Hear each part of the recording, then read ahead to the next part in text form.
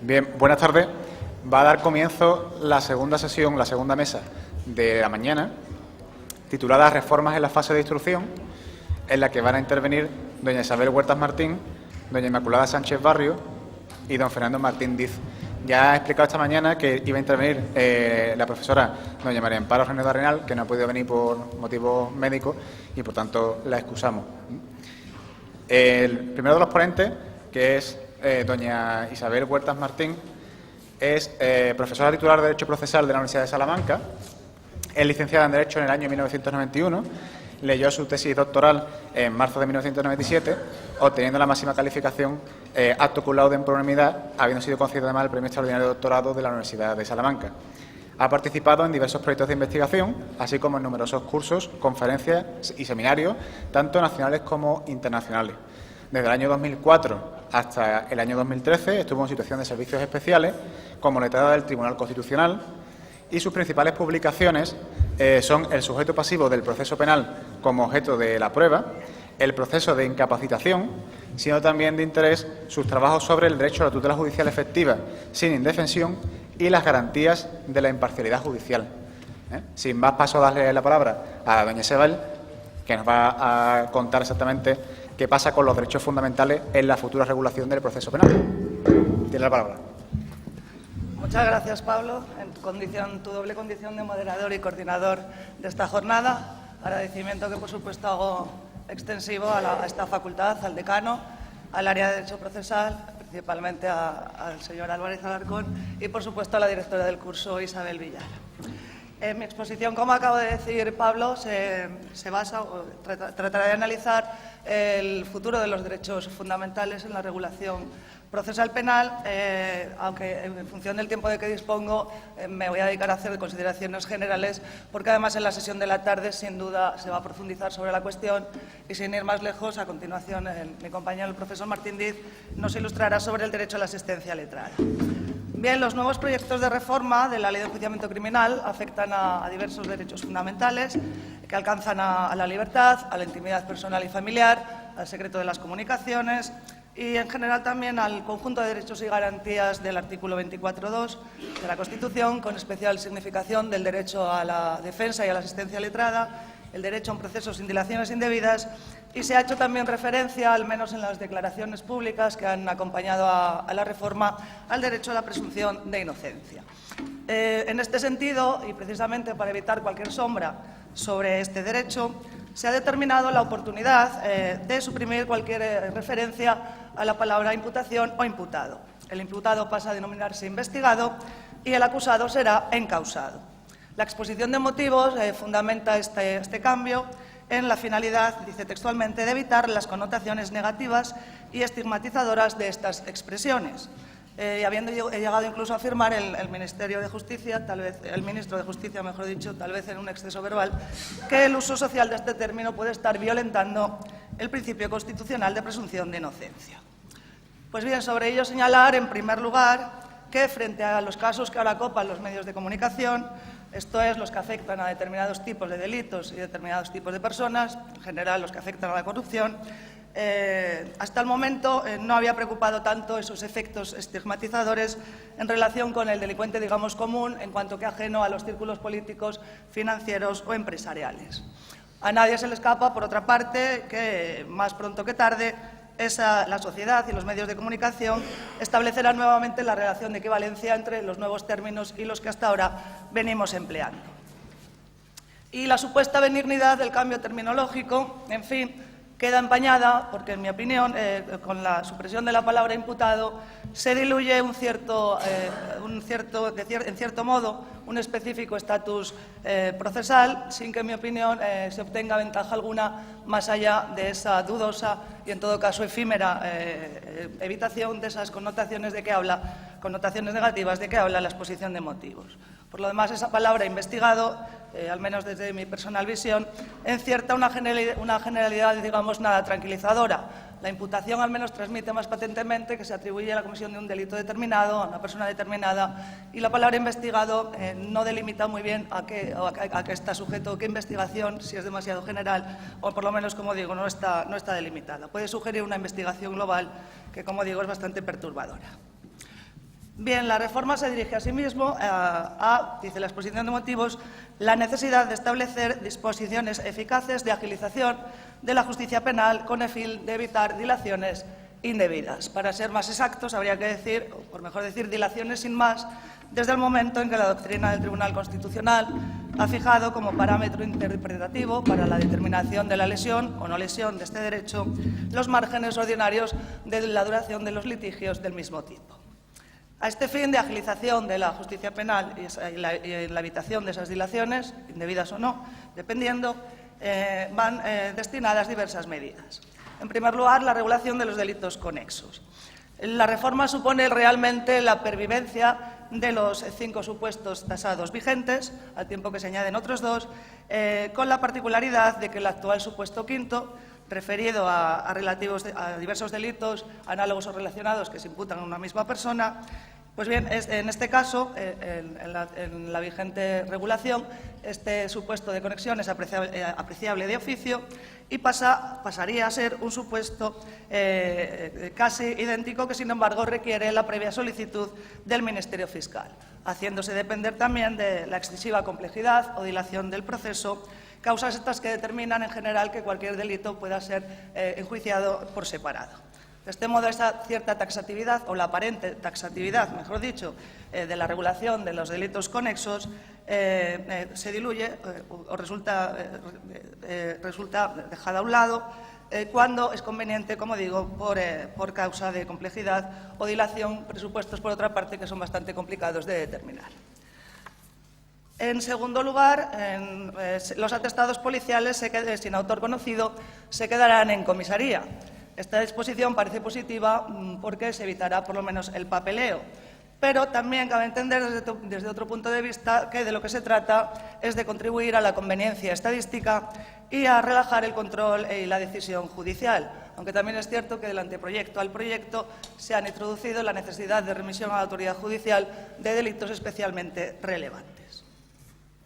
Y, en tercer lugar, dentro de este mismo apartado de agilización del proceso, se limita la duración de la instrucción a 6 meses, salvo que, a solicitud del Ministerio Fiscal y previdencia de las partes, el instructor declare que la instrucción es compleja. En ese caso, el plazo se amplía a 18 meses, prorrogable en iguales circunstancias por un plazo igual o inferior. La necesidad de previa solicitud del Ministerio Fiscal en el modelo procesal actual es, hasta que no se produzca, en su caso, y vemos que no es una cuestión exenta de polémicas, lo hemos visto en la mesa anterior, hasta que no haya una reforma, en su caso, como digo, de la estructura del proceso penal, carece de sentido, de utilidad y resulta hasta absurdo. Es el juez de instrucción quien lleva la dirección de la investigación y, por tanto, quien mejor conoce el tiempo que necesita, y establecer que sea el fiscal quien ostente en régimen de monopolio esa capacidad de pedir, de solicitar y de que se acuerde la ampliación del plazo resulta, en mi opinión, un desatino. Por otra parte, resulta claro que el hecho de acotar, acortar no, sobre el papel igual sí, pero no lo sé.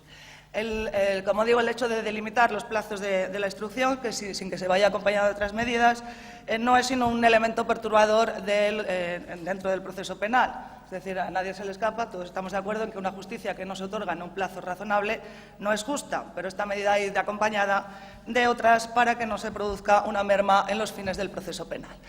Pues bien, en sentido contrario, el prelegislador se encarga de asegurar, ver sendas disposiciones adicionales sobre previsión de costes, que las medidas incluidas en esta norma no podrán suponer incremento de dotaciones de personal, ni de retribuciones, ni de otros gastos de personal, no acompañándose tampoco una memoria económica, con lo cual la reforma se supone que se va a hacer a coste cero. Es decir, la medida estrella para combatir la corrupción, que es limitar los tiempos de la instrucción, no va a ser dotar de más medios a policías, a fiscales y a jueces, sino poner trabas. La ausencia de un incremento de las dotaciones presupuestarias en acorde con los nuevos plazos temporales permite, en definitiva, pensar que en un futuro muy próximo los nuevos plazos van a tener igual eficacia que el actualmente en vigor para el sumario, es decir, ninguna. Y, por otra parte, esta reforma trasluce que la duración del proceso, la excesiva duración del proceso, se debe a la indolencia de los jueces, cuando a nadie se nos debe escapar que el presupuesto para justicia ha bajado en los últimos años y la ratio de jueces por habitante en España es ostensiblemente inferior a la media del continente europeo. Pero, efectivamente, como digo, resulta que no se ponen más medios, sino que se ponen más trabas. y se facilita que sea el fiscal quien decida en qué casos se deben dar y en cuáles no. Destacar finalmente en este punto que la regulación propuesta supone además invitar a jugar con el tiempo, es decir, poner obstáculos se va a convertir en un arma legítima para el acusado y para su defensa, sin que, por otro lado, se prevea, en este sentido, cómo afectará al transcurso del plazo el tiempo que tarden en resolverse los previsibles recursos, ya que no se regula expresamente el posible efecto interruptor de los recursos. Paradójicamente, además, por si fuera todo esto poco, no se contempla la posibilidad de establecer una correspondencia entre los plazos de la instrucción y los plazos de duración de algunas medidas limitativas de derechos que pueden llegar hasta los 2 años. Y da también lugar a resultados paradójicos la regulación cruzada entre, por una parte, los delitos conexos y la excepción por complejidad, y, por otra, la posibilidad de prórroga, atendiendo precisamente a ese mismo elemento, a la complejidad de la causa. Poco que decir, aparte de que ya se ha hecho referencia esta mañana, sobre el proceso de aceptación por decreto, del que la exposición de motivos dice que se introduce un modelo de probado éxito en el derecho comparado y estará un mecanismo de aceleración de la justicia penal sumamente eficaz, dice, tal vez usadamente. Bien, no creo yo que se vaya a cumplir este plausible objetivo, porque su ámbito de aplicación está limitado a un número muy reducido de tipos penales y además se solapa con el modelo ya vigente de conformidad premiada, sin que se introduzca en este caso ninguna ventaja, ningún tipo de incentivo para que opere para la aceptación de ese decreto. Entrando ya en el campo de los derechos fundamentales del artículo 18, hay que decir que, eliminada la posibilidad que se apuntaba al inicio de la reforma y que se contenía en el anteproyecto, de la posible limitación de derechos fundamentales sin autorización judicial en supuestos que quedaban extramuros del texto constitucional, la regulación que ofrece el proyecto sigue presentando, no obstante, luces y sombras. Es indudable que en lo referido, también se ha comentado esta mañana, que en lo referido a las medidas de investigación, la ley de enjuiciamiento criminal es donde ha quedado más obsoleta. Y la regulación que venía, las pautas que venía dando la jurisprudencia tenían que acogerse en una regulación legislativa. De hecho, por ejemplo, en la reciente sentencia 145/2014 del Tribunal Constitucional se ha referido a la insuficiente regulación legal de la intervención de las comunicaciones telefónicas y al vacío legal imposible de suplir, en este caso, en el ámbito referido a las escuchas ambientales. En esta sentencia se declaró vulnerado el derecho al secreto de las comunicaciones del recurrente en amparo por falta de habilitación legal en la intervención, que había estado judicialmente acordada, eso sí, de las conversaciones del recurrente cuando estaba detenido en los calabozos policiales. Esta sentencia probablemente también haya urgido al legislador a que no demore esta nueva regulación. Bien, esta futura normativa, entonces, supone uno de los aspectos más positivos de la reforma, con independencia de que se esté o no de acuerdo con el concreto desarrollo legislativo propuesto. De esta regulación puedo reseñar ahora, en primer lugar, que la detención y apertura de la correspondencia escrita y telegráfica no sufre apenas modificación, excepto para dar una nueva redacción al artículo 79, limitarlo únicamente a esta medida, que exigirá autorización judicial y, en caso de urgencia, del Ministro de Interior o del Secretario de Estado de Seguridad. Previsión esta que se repite posteriormente para la intervención de las comunicaciones, aparte de incluir otros puntos, claro está, para integrar las lagunas de la ley vigente. Sobre ello, comentar que se hace difícil justificar la adopción de estas medidas de investigación tan limitativas de derechos fundamentales por miembros del Poder Ejecutivo, aunque se trata, como sabemos, de una norma heredada del legislador precedente, es decir, vigente en la actualidad. Resulta difícilmente concebible hoy en día que la disponibilidad de un ministro o de un secretario de Estado sea mayor que la de un juez de guardia, figura independiente e imparcial, por lo que, en mi opinión, esta excepción a favor del Ejecutivo resulta infundada. En segundo lugar, se incorpora ex novo la captación y grabación de comunicaciones orales mediante la utilización de dispositivos electrónicos, a que me acabo de referir más sencillamente como escuchas ambientales. Esta es una diligencia que implica una relevante afectación cualitativa y cuantitativa de derechos fundamentales, y los presupuestos previstos para su utilización la hacen difícilmente compatible con el principio de proporcionalidad. Sería aconsejable, entonces, que en la norma se estableciese con mayor concreción los delitos que, siendo graves, pueden ser objeto de esta medida. Y esto se hace más patente aún en los casos en que las escuchas se ponen en un domicilio, porque, en mi opinión, esta es una de las medidas de mayor injerencia que el Estado puede adoptar.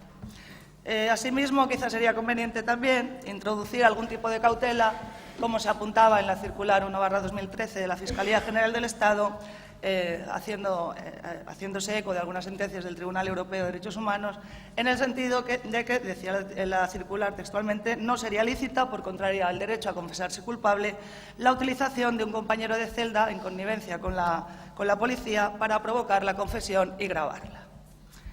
En tercer lugar, también es de nuevo cuño la regulación de utilización de dispositivos técnicos de seguimiento, localización y captación de la imagen. De esta diligencia, destacar que el prelegislador ha prescindido de toda mención del ámbito material de los delitos en que puede ser adoptada, sin hacer tampoco referencia alguna a la gravedad exigible en los mismos. Por otro lado, el plazo inicial de autorización, 3 meses, quizá debería ser más breve y la prórroga solo posible en delitos especialmente graves. En este punto, el informe del Consejo General del Poder Judicial alude a una sentencia de la Corte Suprema de Estados Unidos en que se tachó de desproporcionada una geovigilancia mediante GPS instalado en un vehículo por un periodo de 28 días. 28 días, y estamos hablando de que el plazo inicial previsto en la ley es de 3 meses. Y respecto del registro de dispositivos de almacenamiento masivo de información, lo singular y, desde luego, adecuado del precepto es la delimitación entre la aprehensión de los dispositivos, por un lado, y el acceso a la información contenida en los mismos, de otro, que exige una específica autorización judicial. Está claro que los derechos a la intimidad y, eventualmente, al secreto de las comunicaciones no puede quedar absorbida por la protección constitucional del domicilio. Finalmente, se estrena también la regulación de los registros remotos sobre equipos informáticos. Para la adopción de todas estas medidas, excepto para la detención y apertura de la correspondencia, el legislador especifica que el juez, indicación que, por cierto, no se hace ni ninguna otra cuando estas medidas las adopta el Ejecutivo, decía que el legislador especifica que el juez ha de acordarla con plena sujeción, dice, a los principios de especialidad, excepcionalidad, idoneidad, necesidad y proporcionalidad de la medida. Principios que además luego se entremezclan con otros al regular cada medida en particular y que se entremezclan también con el vigente 363 en materia de obtención de ADN, donde habla de proporcionalidad y razonabilidad. Es decir, se introduce así un mare magnum de principios que pueden ser fuente de problemas.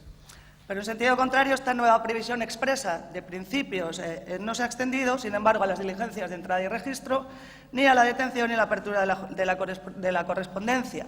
Esto, sin duda, no nos debe llevar a concluir que no sean de aplicación a las mismas, si bien resulta ciertamente perturbadora esta omisión del legislador.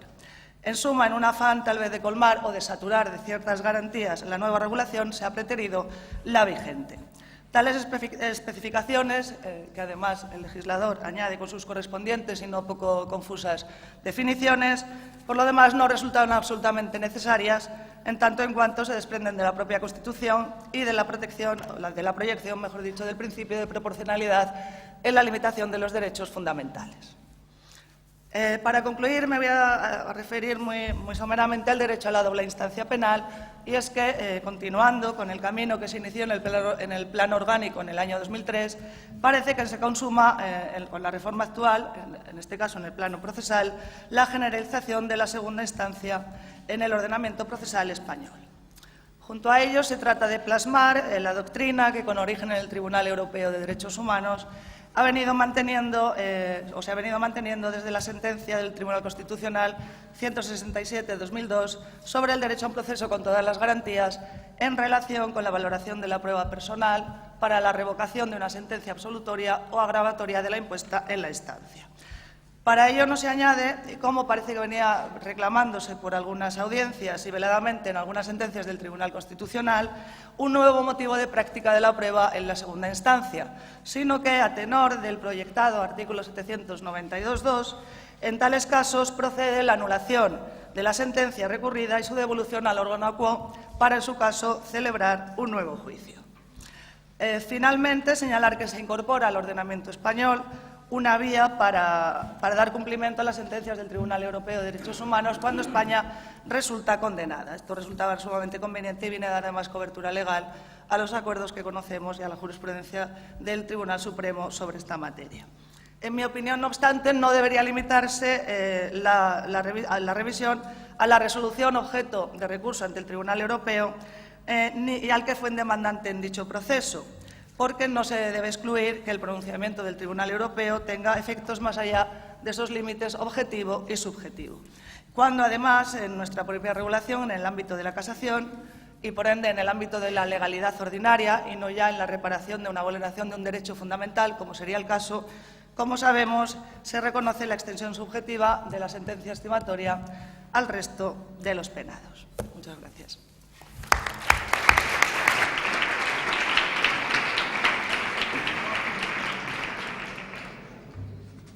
Muchas gracias, Isabel, por tu magnífica exposición y, sobre todo, por ajustarte al tiempo, que sabes que vamos un poquito mal de tiempo. A continuación de la palabra a la segunda interviniente de esta segunda mesa, que es la doctora María Inmaculada Sánchez Barrio, profesora titular de Derecho Procesal de la Universidad de Salamanca. Es licenciada en Derecho y doctora en Derecho también por la misma universidad, por la Universidad de Salamanca, con la tesis doctoral titulada El Consejo General del Poder Judicial como órgano garante de la independencia jurisdiccional. Ha realizado diversas instancias de investigación en Francia, Italia, Portugal, Inglaterra, Colombia y Chile. Tiene diversas publicaciones, monografías y artículos doctrinales sobre un poco sobre los temas que hoy tratamos: el sobreseimiento penal, la prisión provisional, la violencia de género, la prueba ilícita. También ha intervenido y es investigadora en varios proyectos de investigación de I+D, por ejemplo, en uno que se llama Delitos contra la Libertad Sexual o otro sistema procesal penal y métodos alternativos de resolución de conflictos y mediación electrónica transfronteriza en la Unión Europea, en el proyecto MEDEU de la Unión Europea, en la que está involucrada la Universidad de Salamanca. Ha impartido multitud de conferencias y ponencias por muchísimas universidades, tanto nacionales como extranjeras. También docencia imparte en la licenciatura, en los grados de Derecho y Criminología, en cursos de doctorado, cursos de posgrado y cursos extraordinarios. Ha desempeñado diversos cargos como vicedecana de la Facultad de Derecho de la Universidad de Salamanca y forma parte del grupo de investigación Judicium y del grupo de investigación sobre mediación electrónica transfronteriza de la Unión Europea, MEDEU, al que he hecho referencia anteriormente. Ella nos va a hablar sobre los aspectos problemáticos de la prisión provisional y, sin más, le doy la palabra para que comience su intervención.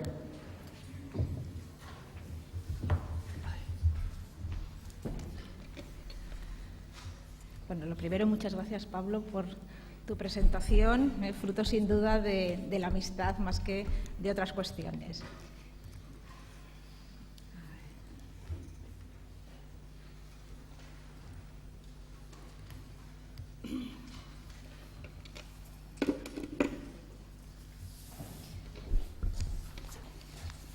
Bien, pues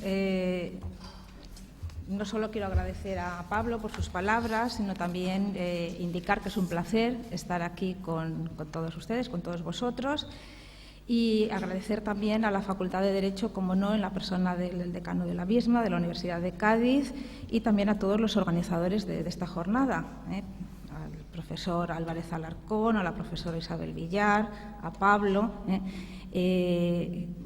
que son bueno, pues estupendos profesionales y, sobre todo, también buenos amigos, desde hace bastante tiempo, sobre todo, no quiero decir cuánto, con el profesor Arturo, pero ya desde su época, que estuvo, bueno, desde antes de que estuviera en la Universidad de Salamanca, ya por principios de los años 90, que estuvo varios años de profesor titular en la Universidad de Salamanca. Así que reitero que es un placer y quiero agradecer, bueno, pues todo su papel, su organización y el hecho de que pueda estar yo aquí. Bien, como os he indicado, yo me voy a referir a la prisión provisional, aspectos problemáticos de la prisión provisional presente, y luego vamos a ver también, bueno, pues algunas pinceladas, qué se podría hacer o cómo podría quedar en el futuro. Si nos damos cuenta, la prisión provisional es una de las instituciones, pues, que genera mayores problemas en el proceso penal.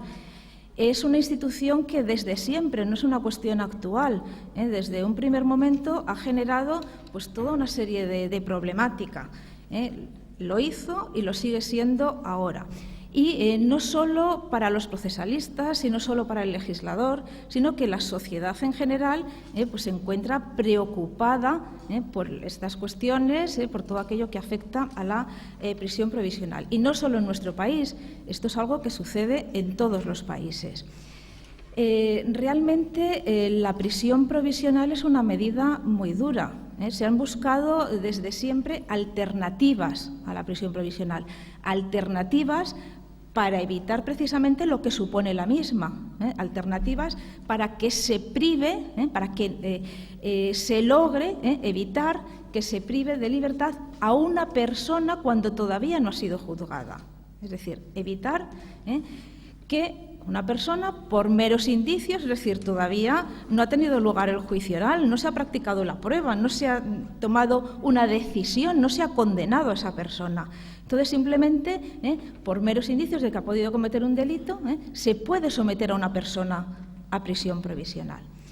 Entonces, lo que se intenta es buscar otras vías que no sea esta medida tan grave. Bien, cuando hablamos de la prisión provisional, pues nos encontramos con una disyuntiva. Por una parte, existe el deber estatal, el deber que tiene el Estado de perseguir el delito. Pero, por otra parte, también existe también el deber también del Estado, el deber estatal de asegurar el ámbito de libertad del ciudadano. Chocan los dos. Entonces, hay que encontrar una solución. ¿Cuál es la opción mejor? ¿Cómo regular este problema? Es un problema tratado reiteradamente por la jurisprudencia constitucional y realmente la solución al mismo pues no es sencilla. Existen grandes dificultades a la hora de tener que resolver esa problemática, a la hora de tener que tomar una decisión al respecto.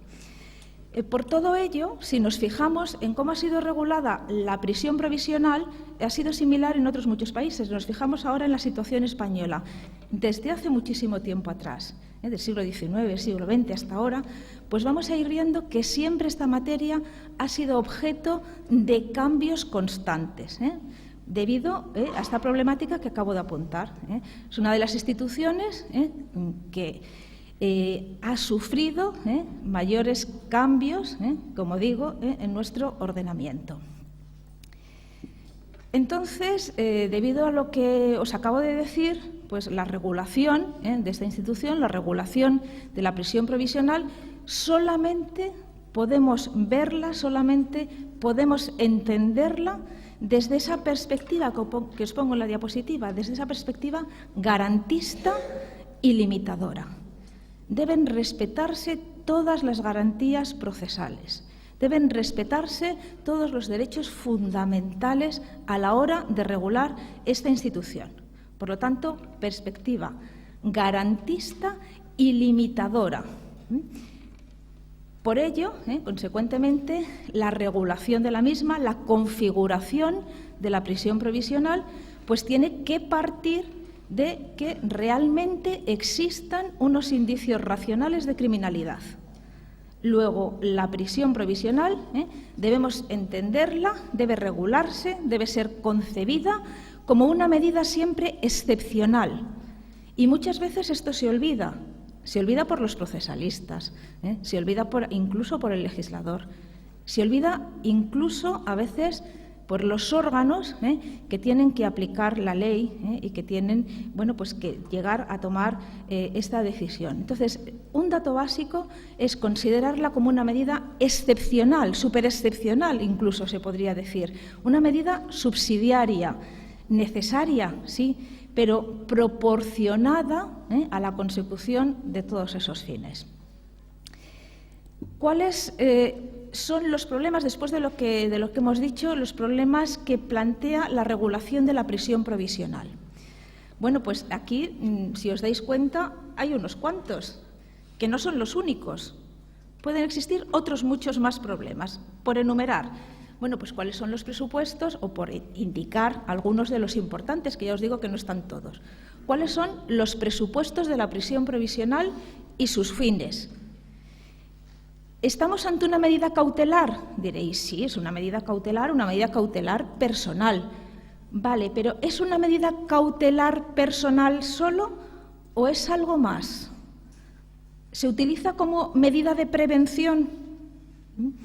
O, por ejemplo, también, si a la hora de regular la prisión provisional y de ponerlo en la práctica, se ha garantizado el principio acusatorio, el principio de contradicción, el derecho de defensa, y correlativamente con ello, si también se ha garantizado la imparcialidad judicial, y todo ello con relación a un aspecto al que luego nos vamos a detener un poquito más, que es el de la audiencia previa preceptiva para poder adoptar la prisión provisional.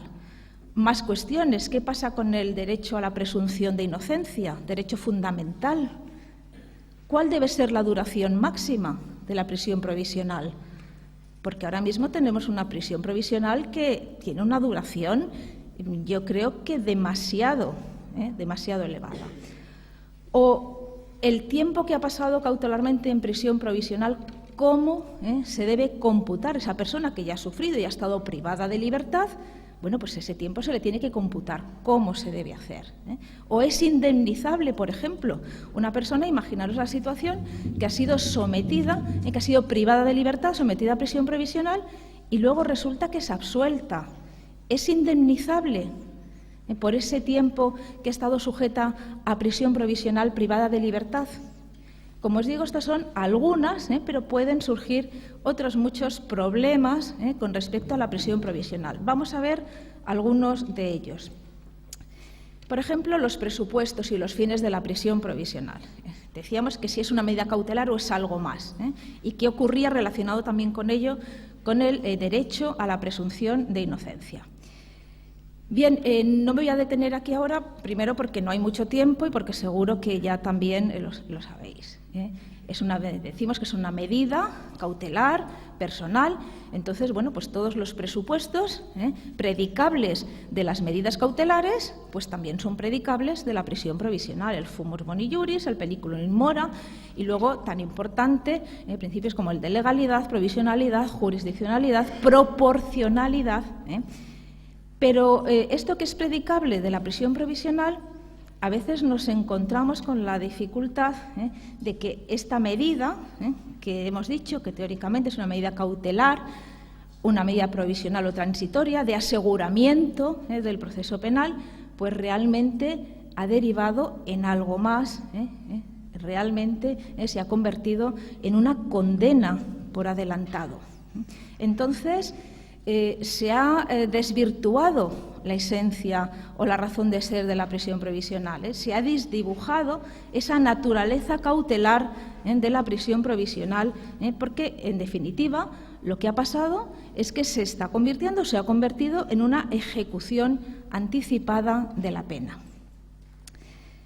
En cuanto a otro de los problemas que mencionábamos, ¿cómo se ha venido garantizando pues, el principio acusatorio, el de contradicción, el de imparcialidad?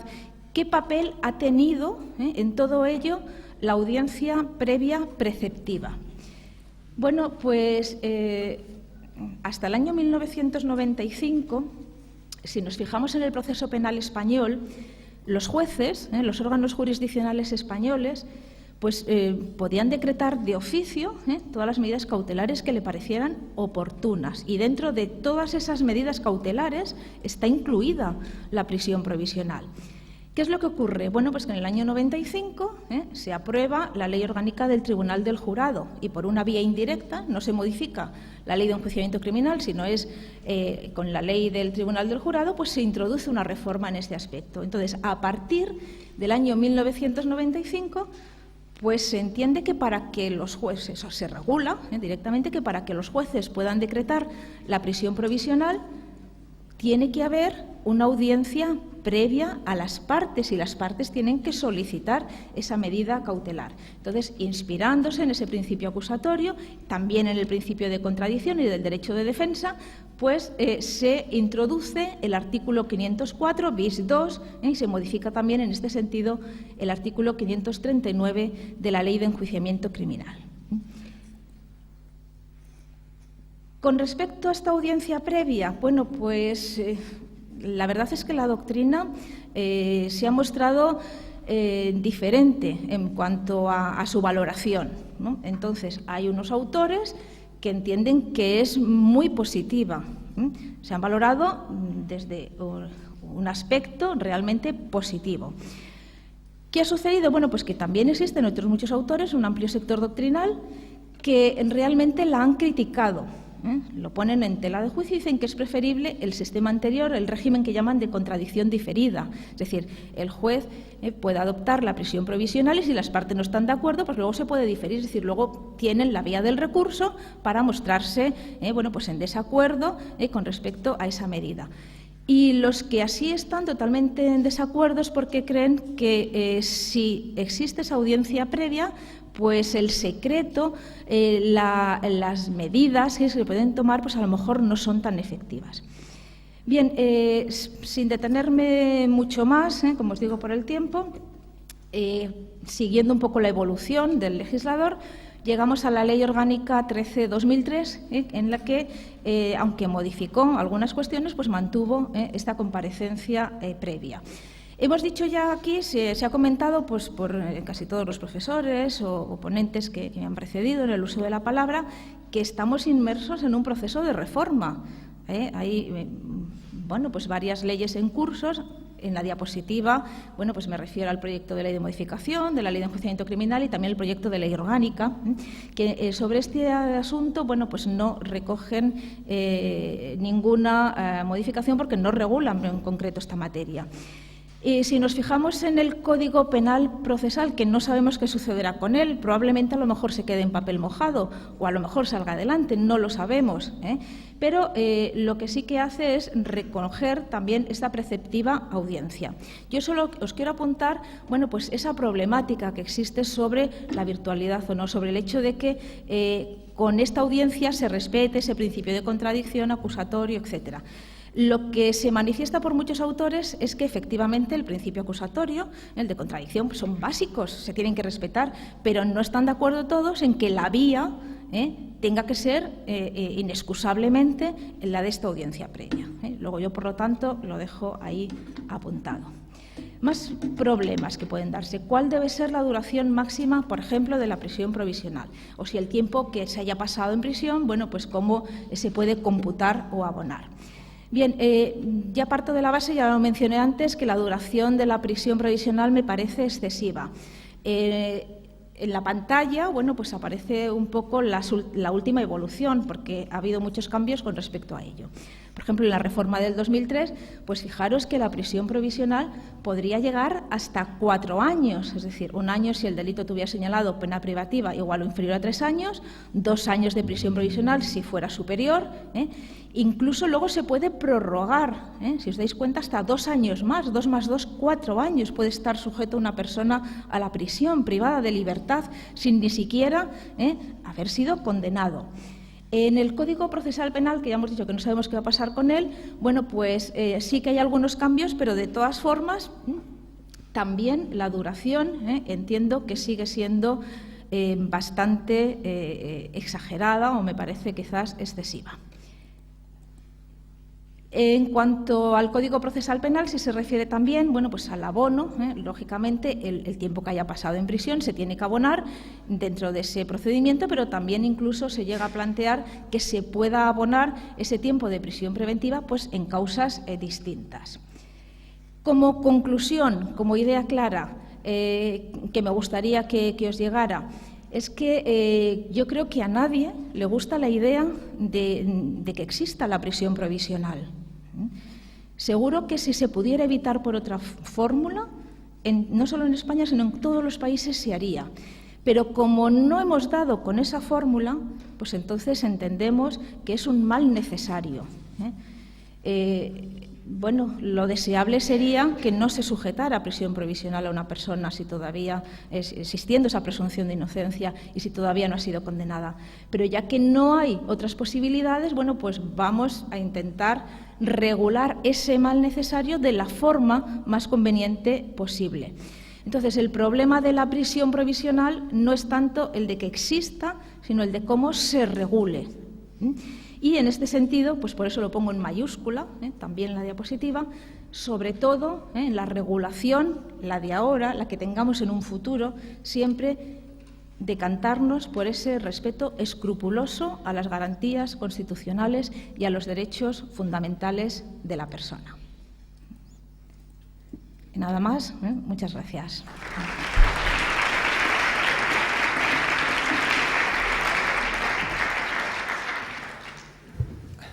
Bueno, a continuación va a intervenir el profesor don Fernando Martín Diz, que es profesor titular de Derecho Procesal de la Universidad de Salamanca, acreditado catedrático de universidad en el año 2012, es doctor en Derecho por la Universidad de Salamanca, con premio extraordinario de doctorado, ha hecho estancias de investigación en Estados Unidos y en Portugal, ha recibido también diversos premios, ha sido investigador en varios proyectos de investigación, actualmente es investigador principal en un proyecto sobre la mediación electrónica como forma de administración extrajudicial de justicia. Es coordinador también del proyecto de investigación MDEUA, que he hecho anteriormente referencia. Ha escrito diversas monografías y artículos, capítulos de libros y demás, entre los que destaca la monografía sobre el juez de vigilancia penitenciaria como garante de los derechos de los reclusos.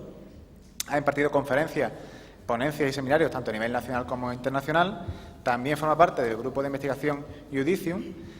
Y es director también del programa oficial de doctorado Estudios Interdisciplinares de Género y Políticas de Igualdad de la Universidad de Salamanca. Asimismo, es evaluador de la Agencia Nacional de Evaluación y Prospectiva y también es evaluador y árbitro de trabajos para su publicación en editoriales y revistas nacionales e internacionales de prestigio. Él nos va a hablar sobre cuáles son las recomendaciones que nos dan desde la Unión Europea en relación al derecho a asistencia letrada en el proceso penal y, a continuación, le doy la palabra.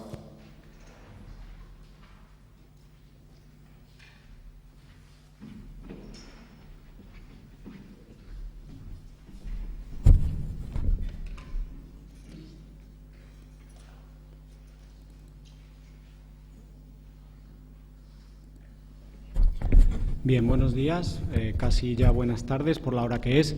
Yo prometo ser breve, intentar no aburrir ni cansar y ceñirme a las ideas que traigo, a una docena de ideas que son recomendaciones de la Unión Europea, que afortunadamente considero que nuestro país para cumplir esta directiva no va a tener que hacer grandes esfuerzos, porque la mayoría de estas recomendaciones ya las tiene dentro de su regulación actual e incluso con regulación de inminente publicación, como puede ser el proyecto de reforma de la Ley Orgánica de la Ley de Enjuiciamiento Criminal para transponer la Directiva de Traducción y la Directiva de Derechos de Información del Acusado, que anoche mismo veía en la página del Congreso que ha sido ya aprobado definitivamente en el Congreso de los Diputados el día 22, con lo cual va a salir en el BOE en estos días. En cualquier caso, antes de entrar en materia, nobleza obliga y, por supuesto, hay que felicitar a quienes hacen esto posible. No porque yo sea el último de la mañana y todo el mundo lo haya dicho y yo tenga que hacerlo, pues lo hago, desde luego, con menor efusividad. Felicidades a Arturo, a Isabel y a Pablo por el trabajo desarrollado, por esforzarse en llevar a cabo una convocatoria que, con el respaldo del decanato y la presencia del decano de la facultad avalando el rigor y la experiencia de esta jornada, pues podéis disfrutar todos y todas los que nos acompañéis aquí ahora mismo. Yo insisto, por las experiencias que yo he tenido en este campo, que organizar cosas no es fácil, que no se ve lo que hay detrás, que no es grato y, por tanto, creo que en ese sentido merecen, además de haber aunado aquí a compañeros de distintas universidades, a profesionales de Jerez y de la provincia, merecen nuestro reconocimiento. Sin más, entonces, entro en las cuestiones. Evidentemente, por la perspectiva de mi presentación, yo me voy a centrar en la Directiva 2013/48 de la Unión Europea, que es la que regula el derecho a la asistencia letrada. Y luego, al final de la exposición, en la última diapositiva, pues daré una pequeña repercusión actual y alguna idea de futuro que, insisto, ya desde el primer momento sitúo que creo que España, en líneas generales, no va a ser una directiva que le va a suponer grandes esfuerzos transponer. Ojo, eso no significa que esto sea sencillo porque tocamos fibras sensibles del proceso penal. Tocamos fibras sensibles como es uno de los derechos fundamentales de nuestro proceso penal, que es la defensa en su vertiente de asistencia letrada, derecho que tiene reconocimiento a nivel europeo, y esa es la herramienta que maneja la directiva para decir nosotros también queremos trabajar en este sentido, en esta unificación procesal penal que llevamos años trabajando, en cuanto que nuestra Carta de Derechos Fundamentales de la Unión Europea recoge en su artículo 48 el derecho a la asistencia de letrado. Todo sobre algo que en materia de cooperación procesal penal en la Unión Europea es redundante, que es la confianza mutua. Personalmente he creído que la verdadera idea que tiene la Unión Europea a medio y largo plazo es que los procesos penales de los Estados miembros sean prácticamente uniformes. Y el primer paso que ha dado para ello es que haya un clima de reconocimiento mutuo, que haya un clima de confianza mutua. ¿Cómo llegamos a eso? Asimilando instituciones, asimilando poco a poco herramientas de proceso penal, que sean todas muy parecidas en los Estados miembros. Si tú lo haces igual que yo voy a confiar en lo que tú haces. Si tú para llegar a una sentencia en ausencia lo haces de esta forma y yo también, yo voy a confiar en las sentencias que en tu país se dicten en ausencia como tú vas a confiar en las mías. Y de hecho, nosotros hemos tenido una batería de reformas legales a nivel interno en los últimos meses de reconocimiento mutuo de resoluciones judiciales. Y el derecho a la asistencia letrada forma parte de un bloque de 4 grandes derechos, es el que va más retrasado, es el último que se ha programado en el plan global de la Unión Europea, como son los derechos a ser informado de la acusación, la traducción e interpretación, la comunicación con familiares y el derecho a la asistencia letrada. ¿Qué busca la directiva? Nada nuevo en el sentido de su política procesal penal, es decir, que haya normas mínimas. A mí, cuando hablo de estos temas, me gusta subrayar mínimas. Es decir, estos son los mínimos que la Unión Europea considera aceptables. Todo lo que sea mejorar a nivel de derecho de defensa, a nivel de garantías para el sospechoso o el acusado, lo que la directiva establece, va a ser bienvenido. Lo que no vamos a poder quedarnos nunca es por debajo. Desarrollar una serie de normas mínimas que lo que le ofrezcan al acusado o al sospechoso, que son las dos terminologías que maneja la directiva, sea una gama de servicios estándar de asistencia letrada. Es decir, que si yo soy sospechoso o acusado en Bélgica, en Polonia, en España o en Italia, sepa siempre que el mínimo que voy a tener o que comprende mi asistencia letrada es esto. Siempre para todos estos países, y que a partir de ahí puede que alguno de los países, ya dentro de sus políticas procesales penales internas, incluso lo haya mejorado. Hay 2 exclusiones en la directiva, yo creo que no son especialmente relevantes, es decir, todas las infracciones penales dentro del ámbito penitenciario y las vinculadas a lo que aquí sería la jurisdicción militar quedan excluidas. Y para mí el punto de partida para entender todo es una cuestión: si estamos hablando de derecho a la asistencia letrada, ¿qué se considera letrado? Porque es el pilar de lo que se nos quiere garantizar. La directiva lo define y la directiva nos da los requisitos, es decir, aquella persona que con arreglo a la legislación nacional, es decir, cada Estado miembro va a ser el responsable de determinar qué se considera letrado de acuerdo a la cualificación, a las facultades que se le exijan, a las acreditaciones que se le exijan para el ejercicio de esa profesión en cuanto a asesoramiento y asistencia jurídica a sospechosos y acusados. Aquí la referencia siempre será el derecho interno, como a mí me parece que acertadamente no podría ser de otra forma. Anticipaba en la presentación que lo que voy a hacer es una docena. Al principio fue un decálogo, pero había 2 puntos finales que me parecían interesantes incluir, entonces vamos a ir a una docena de elementos generales. Es decir, es un derecho al que no se le pueden perder minutos, por decirlo coloquialmente. Es decir, la directiva es muy clara en que este derecho se le tiene que facilitar al acusado o al sospechoso desde el momento en que tiene conocimiento que es sospechoso o que es acusado. No hay ningún tipo de demora que se pueda justificar. Es clara y tajante en su artículo 3. Es renunciable, es un derecho. Yo no quiero ser asistido de letrado, allá usted. Incluso esa renunciabilidad del derecho a la asistencia de letrado en procesos penales, si algún sospechoso o acusado no quiere tener letrado, yo creo que es un craso error, pero bueno, allá cada cual. Esa renuncia libre, voluntaria, previamente informada, es reversible, es decir, yo puedo renunciar, pero luego sí puedo querer tener esa asistencia letrada. Una cuestión que me parece de las más interesantes de la directiva y en la que aquí sí creo que a nivel interno habrá que desarrollar algo.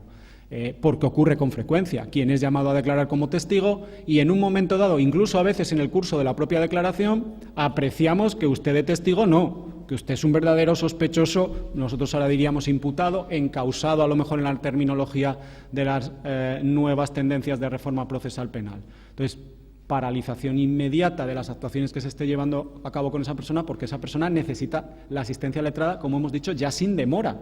Ojo, porque aquí sí podemos entrar en infracciones claves de derechos fundamentales cuando estamos a una persona tratándola como testigo, cuando realmente ya la estamos manejando como un sospechoso o un acusado de haber cometido el hecho delictivo. Una de las distintas expresiones de ese derecho a la asistencia letrada es el derecho a la reunión privada con el letrado que les represente. Dice la directiva que aquí cada Estado miembro deberá desarrollar la duración, frecuencia, forma y circunstancias de estas reuniones, y lo subrayaba en rojo, atendiendo a la complejidad del caso y la fase procesal. Me preocupa esto de atendiendo a la complejidad del caso y la fase procesal. Yo pregunto, ¿no son exactamente igual de importantes todas las fases procesales para alguien que está acusado? La instrucción por unos motivos, pero el enjuiciamiento por otros, y la fase de recurso por otros. ¿Qué pasa? ¿Que le vamos a dar más o mejores garantías según la fase en la que esté, o le vamos a dar más o mejores derechos o contenidos del derecho de asistencia letrada según donde esté? No, este señor está en una situación grave, es acusado o sospechoso. Estemos en la instrucción, estemos en el enjuiciamiento o estemos ya en sede de recurso. Y la complejidad del caso, yo aquí voy a algo muy humano, no voy a entrar en tecnicismos, creo que la justicia también hay que manejarla a veces en clave humana. Para ese acusado, su asunto es el más importante, aunque sea un hurto. Para él es el más importante, o para ella. No tiene por qué ser un narcotraficante que pertenece a una banda criminal organizadísima y por eso, como es un asunto complejísimo, le tenemos que dar más garantías. No.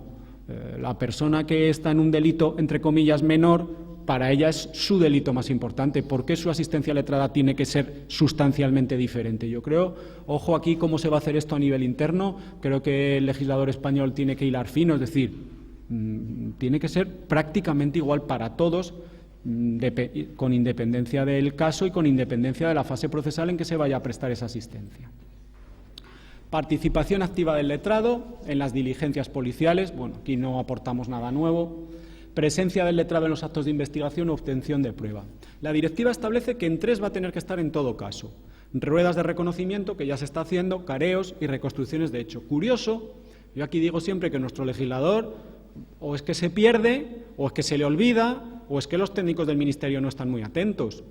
El proyecto de ley de reforma de la Ley Orgánica del Poder Judicial y de la Ley de Enjuiciamiento Criminal, aprobado en el Congreso el día 22, que va a salir al BOE, al respecto de esto, solo establece que se reconoce la asistencia del letrado en el reconocimiento en rueda. Pero si es que ustedes tienen una directiva que tienen que transponer antes de noviembre de 2016 que les está diciendo que también lo digan expresamente para los careos y reconstrucciones de hechos, háganlo ya en esta reforma. ¿Para qué vamos a tener que esperar? También se le pide a los Estados que asuman la obligación de informar a los sospechosos y acusados de este derecho. Yo creo que esto se cumple en general, que aquí no hay grandes problemas. El derecho a la asistencia letrada y sus expresiones específicas en la directiva puede suspenderse. Con carácter temporal puede exceptuarse. Siempre con carácter temporal, nunca con carácter absoluto e indefinido, solo ante situaciones urgentes. Solo se le podría privar a un acusado o a un sospechoso de no ser asistido por letrado con la finalidad, y aquí he copiado textualmente la directiva, de evitar graves consecuencias adversas para la vida, libertad o integridad física de una persona, víctimas, estoy pensando, y condicionado a que se haya informado al acusado sospechoso de su derecho a guardar silencio. Es decir, se le suspende la posibilidad de disfrutar del derecho de asistencia letrada, usted no tiene por qué seguir declarando, no tiene por qué seguir diciendo nada, pero consideramos que estamos en una situación urgente, grave, hay riesgo para otras personas y entonces, de momento, usted no puede ser asistido por letrado. Uno de los elementos en los que sí creo habrá que se tendrá que emplear a fondo nuestro legislador, la confidencialidad, la cantidad de problemas que está dando la situación de lo que se reconoce como la exigencia de confidencialidad absoluta, sin excepción, dice la directiva, de las comunicaciones entre acusado y letrado. Todos conocemos y hemos oído casos de escuchas en centros penitenciarios en las entrevistas que los letrados, algunos muy famosos, tenían con sus clientes sospechosos o acusados en situación de prisión provisional. Y además, digamos que solo se puede romper una situación, y es que al propio letrado ya lo tengamos en la diana, en el sentido de que disponemos de indicios fácticos que constaten que está implicado en el propio ilícito penal. Salvo esa situación, confidencialidad absoluta, y ahí la directiva es especialmente exigente. Dentro del derecho a la asistencia letrada se comprende el derecho a informar de su situación de privación de libertad a un familiar o empleador, a comunicarse, son derechos que ya tenemos en España desarrollados, la excepción temporal que comentaba anteriormente, y una cuestión que se critica mucho de la directiva por todas las personas que con mucho criterio ya han ido comentándola y hablándola sobre la misma. La directiva, digamos, coloquialmente se lava las manos en relación al derecho de asistencia jurídica gratuita, que es una situación absolutamente asociada a la asistencia letrada. Es decir, si usted se la puede pagar bien, pero si no, debemos facilitarle. Hombre, esta directiva hubiera sido un marco excelente para garantizar que, junto a la asistencia letrada, yo le garantizo que si usted no dispone de recursos, tiene acceso a la asistencia jurídica gratuita. Y simplemente lo que hace en su artículo 11 es remitirse a que, en materia de asistencia jurídica gratuita, lo que diga el derecho interno. Bueno, pero de ustedes de Europa díganos algo que va a ser mucho mejor. Por supuesto que lo que no vamos a permitir es que una persona quede indefensa por carencia de recursos económicos o materiales para acceder, pero ya que está usted manos a la obra, pues póngalo blanco sobre negro. Cierro las cuestiones que abordo con 4 detalles. ¿A quién se le aplica, a quién se debe desarrollar a nivel interno la aplicación de la directiva? El ámbito subjetivo. El texto del artículo 2 se refiere a sospechosos o acusados desde el momento en que las autoridades competentes han puesto en su conocimiento que son sospechosos o se les acusa. Es irrelevante, no lo dice la directiva, pero interpreto yo, y se interpreta así mayoritariamente, es irrelevante que estén privados o no de libertad, es decir, con independencia de que usted esté como acusado sospechoso en una situación de detención o prisión provisional o en plena libertad, es irrelevante, tiene derecho a la asistencia letrada. Es irrelevante su nacionalidad, es decir, no es una directiva para nacionales europeos, es una directiva para cualquier sospechoso o acusado que se encuentre en territorio de los Estados miembros. Es una directiva que además se aplica también a las personas que sean objeto de procedimientos relativos a la orden de detención europea. En cuanto al ámbito objetivo, evidentemente es el penal, procedimientos penales. Dice textualmente la directiva: procedimientos ante un tribunal competente en materia penal, independientemente de la fase en la que nos encontremos, o procedimientos, dado la situación anterior, vinculados a la ejecución de una orden europea de detención. Subraya que los Estados miembros deben prever a nivel interno qué mecanismos de impugnación de actuaciones que lesionen este derecho van a estar a disposición de la persona que se pueda ver afectada por no poder acceder a la asistencia del letrado. Y el reloj está corriendo, como digo yo, tic-tac, tic-tac, tic-tac. Parece que queda mucho tiempo, pero nos podemos encontrar con que el 27 de noviembre de 2016 eso está ahí. Es decir, España en este sentido creo que tiene los deberes bastante hechos, le quedan cosas por hacer, pero luego vienen las multas y luego vienen los sustos y luego somos uno de los más incumplidores en la materia. Digo que las cosas están hechas porque con las modificaciones que pienso se van a publicar en el BOE, pero que tampoco cambian muchísimo lo que ya tenemos, los artículos 118, 520 y 775 de la Ley de Enjuiciamiento Criminal, ponía ley entre interrogantes porque digo, a ver si la van a publicar el día 24 y ya no me da tiempo a cambiar la presentación. Con las modificaciones que se incluyen en esta reforma de estos 3 artículos, queda cubierta una buena parte de las exigencias de la directiva, sin perjuicio de que lo lógico es que haya una norma de desarrollo de la directiva. Espero haberme ceñido al tiempo, espero con esto haber cerrado el bloque. Muchas gracias por vuestra atención y estoy a vuestra disposición en ese correo electrónico.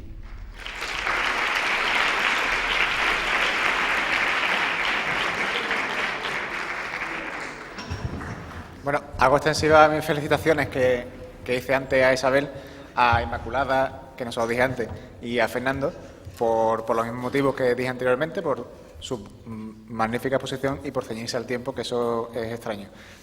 Y a continuación abrimos un turno de palabra por si alguien quiere intervenir o hacer alguna pregunta. Ruego que, como son las 2 ya casi de la tarde, sean preguntas breves y concretas.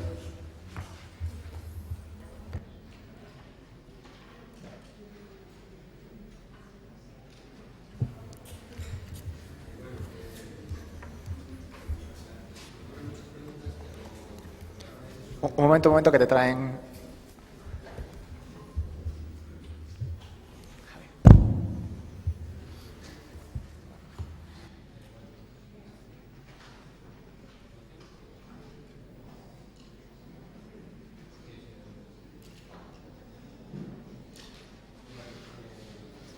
No, sí, ahora. Perfecto. Bueno, en primer lugar, me han gustado bastante las 3 intervenciones. La verdad es que da gusto venir aquí y escuchar a profesionales de la universidad. Nosotros que estamos tan imbuidos en la práctica, a veces no...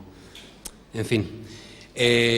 Yo voy a hacer una observación, más que una pregunta, en relación a los plazos de la instrucción que establece la reforma, que ese apartado en concreto yo no sé si va a aprobarse al final o no, pero eso tiene realmente bueno, eso yo creo que va a ser más virtual que real, si es que se aprueba, porque claro, se distingue primero delitos simples, delitos complejos. Los delitos complejos son 18 meses, luego a instancia del fiscal se amplía por el juez a otros 18 meses, entonces ya son pues 36 meses. Y luego un plazo máximo que, curiosamente, el artículo, no sé si la ponente se ha dado cuenta de eso, no establece expresamente que sean 18 meses, pero se supone que es un nuevo plazo máximo, vamos a poner otros 18 meses, 54 meses. Pero claro, aquí la trampa está en lo siguiente. La previsión que hace el artículo es que ese plazo de los 54 meses solamente computa para o hasta el auto de transformación en abreviado, hasta lo que ahora se va a llamar encausado y antes era investigado. Bien, pero todas aquellas diligencias que hayan sido solicitadas por la acusación, aunque no se hayan practicado, y si están dentro de ese plazo, entonces no afectará a los plazos máximos. Es decir, que la trampa está en que dentro de esos 54 meses, ya no me acuerdo, 54 creo que eran, ahí, lógicamente, se puede solicitar una ristra de diligencias y, independientemente del tiempo que se tarde en implementar esas diligencias e incorporarlas al procedimiento, pues, lógicamente, como es obvio, pues nos podemos poner, pues yo calculo que en unos 78 meses o algo así. Pero eso no es lo peor. Lo peor es que, curiosamente no, durante el tiempo que están secretas las actuaciones no computa el plazo. Claro, lógicamente, para instruir un hurto o una apropiación indebida, pues parece ser que no es necesario, en principio, más que 18 meses. 18 meses ya es mucho, pero bueno, puede ocurrir que por alguna circunstancia haya que transformar, el juez acuerde lo que es simple en complejo por lo que sea. Bueno, eso también está regulado, no voy a entrar en eso. Pero, lógicamente, sin salir de Cádiz, raro es el caso de tráfico que no haya escuchas telefónicas, y las escuchas telefónicas llevan implícito el secreto, y obviamente el secreto, raro es el caso en el cual el secreto de las actuaciones no dure más de 1 año y medio. Es decir, que nos ponemos entonces en, pues, prácticamente de 78 meses pasamos a ¿cuánto? A 20 meses más, por lo menos, o sea, que fácilmente 100 meses. Entonces, yo eso lo veo un poco virtual, ¿no? Por lo demás, pues lógicamente la reforma, por ejemplo, en relación con la intervención del letrado, yo creo que hay que efectivamente aplaudir al legislador porque ha hecho una transposición bastante correcta. En relación con la asistencia del letrado, el proyecto de reforma sí recoge la presencia del letrado obligatoria tanto en reconocimiento en rueda como en careos y reconstrucción de hechos, que eso era una duda siempre que estaba por ahí pululando, y en relación con la prisión provisional, yo casi prefiero callarme porque efectivamente la prisión provisional debe ser excepcional, debe ser una medida subsidiaria, necesaria, etcétera, pero claro, cuando estás ahí un poco bregando con, en fin, con todo el tráfico que entra, con toda la droga que entra por aquí, pues lógicamente todos conocemos la doctrina del Constitucional en cuanto a eso. Pero bueno, la verdad es que vamos a entonar un poco el mea culpa y vamos a decir, sin que nadie nos oiga, que en ocasiones, yo diría que en muchas ocasiones, se utiliza incorrectamente como con un prurito de anticipación de pena, aunque bueno, siempre hay algún riesgo de fuga. El problema no es tanto acordar la prisión cuanto la prórroga de la prisión. Eso es lo que realmente, y estamos ahí siempre, un juego de equilibrio, ¿no? Si lo prorrogamos, no lo prorrogamos, esto que la instrucción no termina, pero claro, es que muchos se fugan. O sea, vamos a ver, si son extranjeros se fugan.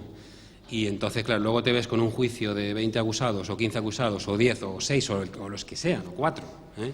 Pero claro, el malo malísimo no está. Entonces, ahí está el tema, ¿no? Yo muy brevemente hacerle gracias por tus observaciones, Javier. Añadir que estoy de acuerdo que la reforma, afortunadamente, por otra parte, se quedará en papel mojado. Lo que me molesta un poco como ciudadana es el uso político que se da a esta cuestión de los plazos, que se vende como una medida estrella, cuando efectivamente y afortunadamente no se van a cumplir, no porque no se quiera, sino porque materialmente y personalmente no se puede. Por otra parte, eso no sé si se va a cumplir o no, y sí me inquieta poderosamente la solicitud en casi régimen de monopolio del Ministerio Fiscal, porque en el anteproyecto hay algún artículo de lo que se puede extraer, haciendo una interpretación un poco forzada, que puede el juez de oficio, pero se quitó el precepto en que, quiero decir, expresamente se preveía en el anteproyecto. En el proyecto no se recoge, no sé en la redacción final, pero así es. No sé si algo. Yo personalmente no tengo nada que aportar respecto a la apreciación de la parte de mi ponencia. Estoy totalmente de acuerdo. Creo que es una directiva que a España no le va a suponer un gran esfuerzo transponer. Veo delicado el tema de la confidencialidad. Veo delicado. Entiendo que no debería serlo, pero lo veo delicado. Lo demás no es una de las directivas, a mi juicio, en la parte que yo la he estado estudiando, que supongan unos mayores cambios en el modelo procesal penal español. Para nada. Ahí estamos bastante bien, muchísimo mejor que otros países de la Unión Europea.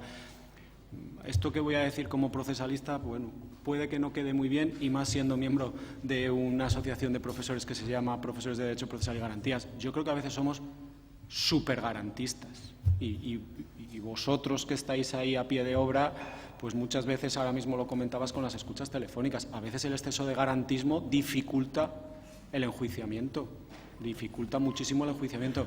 El problema es encontrar el punto de equilibrio ideal. Es decir, el ciudadano tiene unos derechos reconocidos, sobre todo los constitucionales y fundamentales, que son intocables, y claro, la verdad material no se puede conseguir a cualquier precio. Entonces, ¿dónde situar el fiel de esa balanza, de la balanza de nuestra justicia?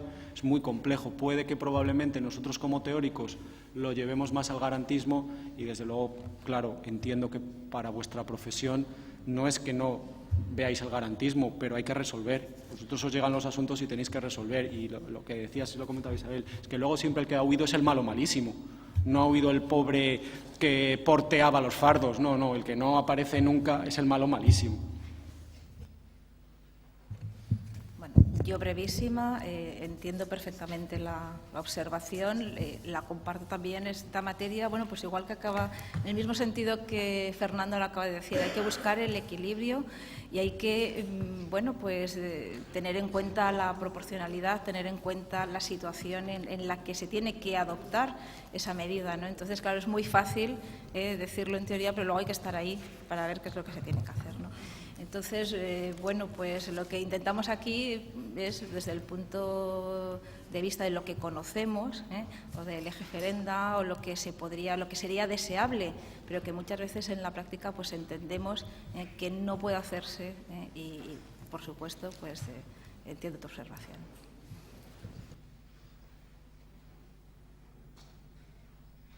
Bueno, si no hay más preguntas, damos por concluida esta mesa. ¿Hay preguntas? Hay última pregunta. Es muy breve. Cuando te has referido al derecho de defensa, la directiva no distingue entre personas físicas y personas jurídicas. Es decir, que todo lo que has dicho entiendo que vale tanto para personas físicas como para las jurídicas. Espero que no me traicione la memoria. De tantas veces que uno lee las cosas y las estudia, yo siempre digo que a veces no lees lo que está, sino lo que quieres leer. No recuerdo que haya ninguna diferencia. Se habla siempre del derecho a la asistencia letrada, por supuesto, y ahora más con todas las nuevas situaciones que se plantean respecto a las personas jurídicas, entiendo que exactamente igual, claro, exactamente igual. ahora tan de moda que están los que se advienen como nueva profesión, que van a ser los compliance officers, los encargados de el control jurídico penal de la responsabilidad de las personas jurídicas. Dos cositas nada más. Una, en relación con los plazos, otra vez. Yo es que creo que ese artículo no va a salir, por lo menos como está, porque el incumplimiento del plazo sí establece expresamente como consecuencia el sobreseimiento provisional. Curiosamente dice que en ningún caso se acordaba un archivo, pero bueno, es que eso en la práctica, y en la teoría no sirve para nada, porque el sobreseimiento provisional no se puede reactivar si no hay nuevos elementos.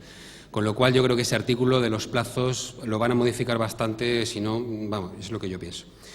Y en cuanto a lo otro, lo de la asistencia de letrado, lo que sí quería es, el ponente a lo mejor me puede corregir al respecto. Yo creo que el proyecto no habla nada de renunciar al derecho, ¿no? Del derecho de asistencia letrada. Yo creo que no. O lo circunscribe exclusivamente a lo que ya existía antes, lo de circulación de vehículos a motor.